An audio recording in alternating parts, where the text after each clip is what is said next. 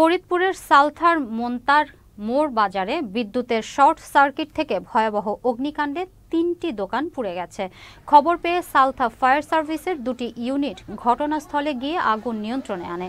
রোববার দুপুরে সোনাপুর ইউনিয়নের মোন্তার মোড় বাজারে এই অগ্নিকাণ্ডের ঘটনা ঘটে।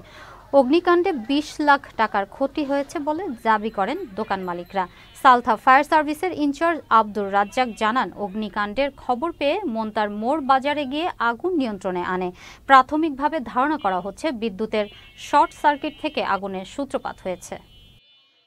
আমরা সংবাদ পাই আমাদের 2 ইউনিট অত্র অগ্নিকাণ্ড স্থলে আসি এবং তড়িৎ গতিতে ব্যবস্থা নেই, আগুন নিয়ন্ত্রণে আসে এবং কিছু সময় কাজ করার পর আমরা আগুনকে নির্বাপন করতে সক্ষম হই।